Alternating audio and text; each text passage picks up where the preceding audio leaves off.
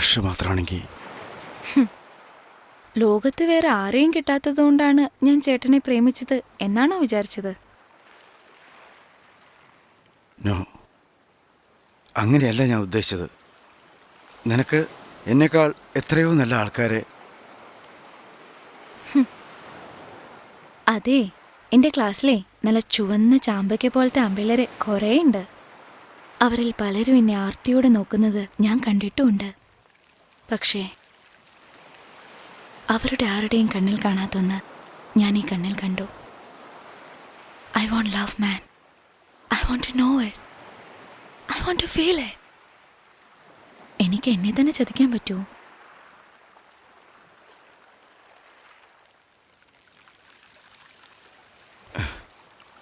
നീ പറഞ്ഞപ്പോൾ ഞാൻ സമ്മതിക്കാൻ പാടില്ലായിരുന്നു.